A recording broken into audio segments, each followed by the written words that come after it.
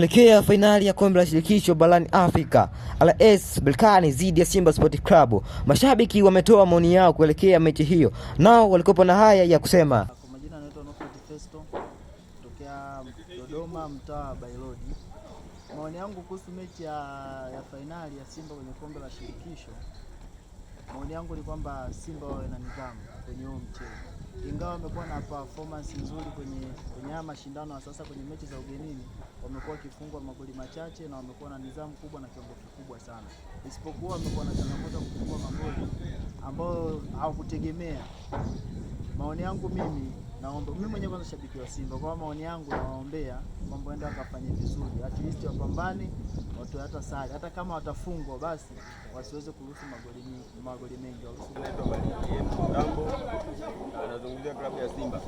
Kwanza naimba hongera klabu yangu ya Simba kufika fainali, na hapo kesho Jumamosi watu wajae uwanjani, hata kama ni Moroko wakashuhudie timu yao ikichukua ushindi, iwe kwa sare au kwa 0-0.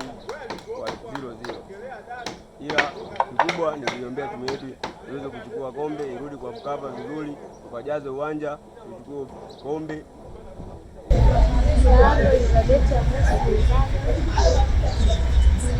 Mechi hiyo kuja ilikuwa tunawapita Simba atashinda kama ilivyo ada, kama ilivyo kawaida.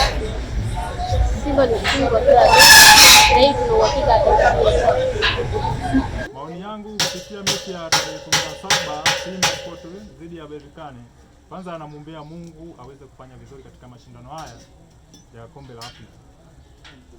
Angalau tujitahidi kutoa sare ikiwezekana. Katika barabara inayoelekea Bailodi tunaweza kusikia maoni ya washabiki wa Simba kuelekea katika mchezo wa Simba dhidi ya RS Berkane utakaochezwa tarehe 17 mwezi wa 5 2025. Mwingine ni Gerald Simbila wa Domeko TV.